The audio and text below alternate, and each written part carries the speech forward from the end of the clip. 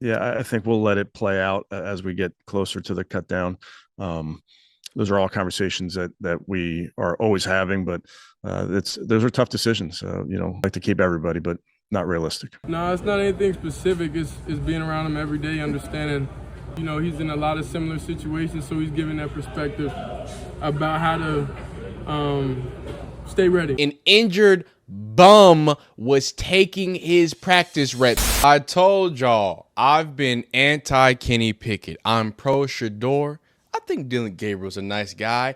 I am all about January Joe Flacco, but I have been pushing anti Kenny Pickett propaganda since I saw him throw himself into a sack. Okay, so the beef goes very long standing with Kenny Pickett. I just don't think small hands Pickett is good at playing football. And clearly, even though the Shedeur Sanders haters, right, they want you to believe that one bad day, one bad scenario, him not being equipped with the best offensive line, weapons, tools, hey, go up and look at what them offensive linemen are. I'm just, y'all can look it up. Look how many pressures he did besides Dylan Gabriel.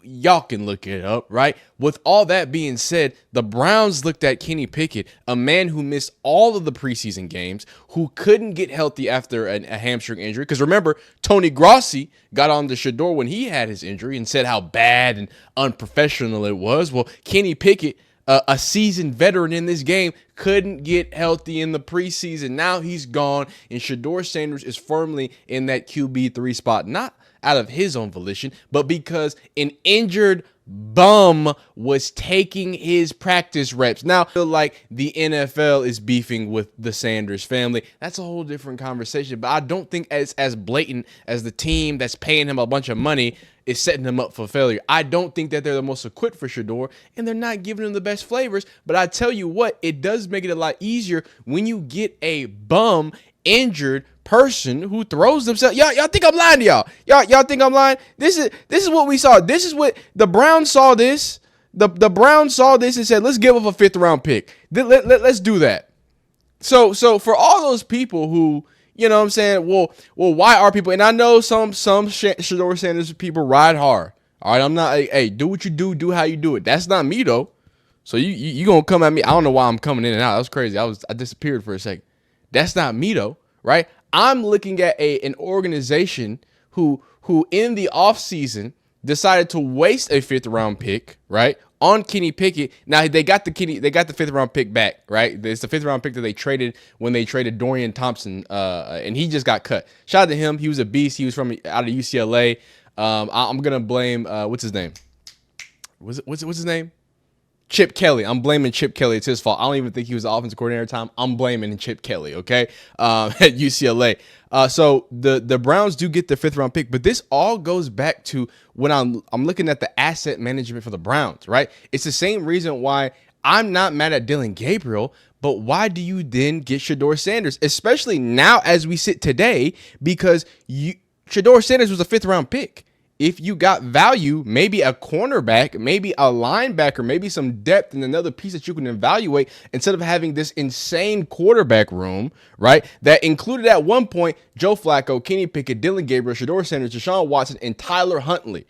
Holy guacamole. So Kenny Pickett is now a part of the Raiders. Obviously, Aiden O'Connell is going to be out for the first 4 or 5 weeks, so he's not going to have a solid backup there. So he's going to go play backup to Geno Smith, but he hasn't even been healthy. So it's hard for me to think that the Raiders are going to get much value other than a dude that's just going to stand in place, right? And I thought this was funny. This is what, not Kenny Pickett, but Kevin Stefanski said, what day was this? August 17th about keeping 4 quarterbacks on the roster. Yeah, I think we'll let it play out as we get closer to the cut down. Those are all conversations that we are always having, but those are tough decisions. I'd like to keep everybody, but not realistic.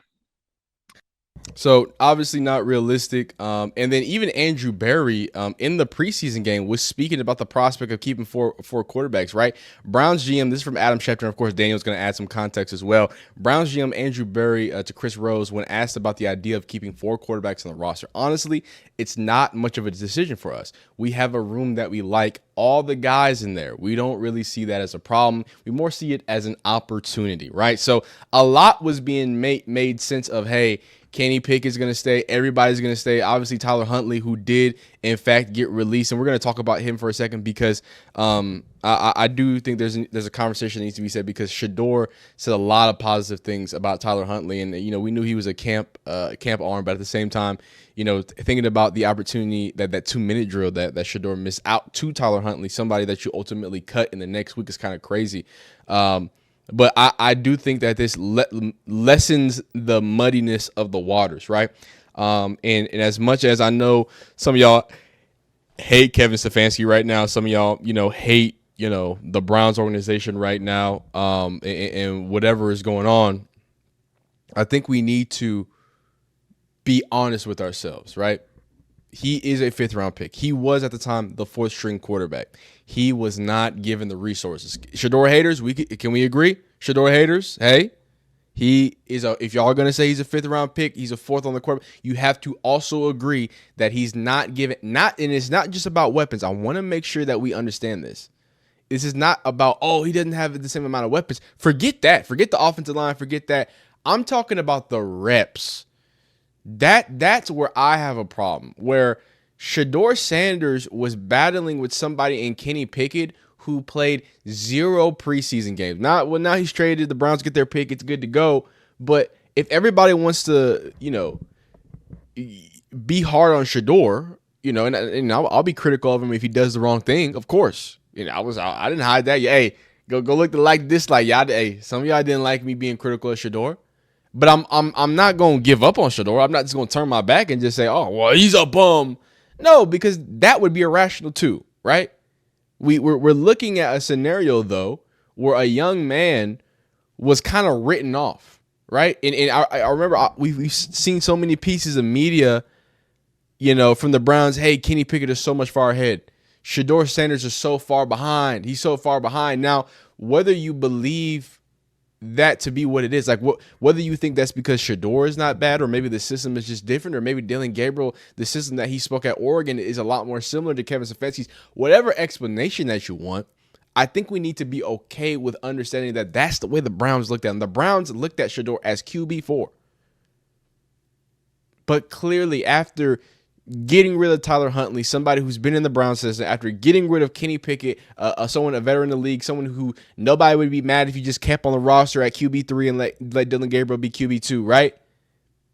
Instead of that, now we have a Shedeur Sanders who went through the camp as QB4, lost those reps out, right? Lost his 2-minute drill, okay? So if we're going to judge him, please judge him understanding that no matter what, even if you're somebody, hey, nobody's against Sanders. Okay, let's say perfect world, nobody's against Sanders. There's nothing going on. Whatever. At the very least, you have to admit, we looked at the camp throw numbers, that Kenny Pickett was a waste of space in almost an additional 100, 150 throws that could have been dispersed between both of the rookies. Both of them. Right. So I do have to say, shout out for Browns for getting a 5th-round pick back. But I was very, like, I don't know why you picked Shedeur after picking Dillon Gabriel, who was already supposed to be 4th, 5th-round guy. Right. I don't know where the value comes there. I don't know. Maybe they have something figured out. Again, it doesn't make sense if you're then going to take another value pick at Shedeur after you know you made that trade in the 1st round that gives you 2 picks in the next quarterback draft, which is a better quarterback draft. So I don't understand why you don't just go full force. Okay, well, this is just we chilling with Kenny Pickett and Joe Flacco and Tyler Huntley year. Like I just feel like if that was the scenario, that should have been the scenario. Instead, you invite, like, the Browns did themselves to themselves. I don't care. People are gonna be like, oh my God, the Browns and the Shedeur fans, blah blah blah. They drafted Shedeur. They did it. They pitted them against Dillon Gabriel, right? If they were confident in Dillon Gabriel, just keep Dillon Gabriel. If Shedeur was a bargaining chip, this is the time to bargain him out. But they instead traded the man who played 0 preseason games, couldn't stay healthy, has a bum hamstring apparently. But hey, we're not gonna go too deep on that. Shout out to Kenny Pickett, big KP. Y'all know how he get down, throwing himself in the sacks. Not many can do it. Moment of clap. Kenny Pickett. Appreciate you, big dog. You did nothing in the Browns uniform. So, odd but true, Tyler Snoop Huntley was the only quarterback on the Browns this summer who has been voted to a Pro Bowl. He is now being released. And again, I've already given you my whole spiel about the problem with Tyler Huntley and the way that they used him. And ultimately, he was just used to kind of soak up reps that could have been for Shedeur.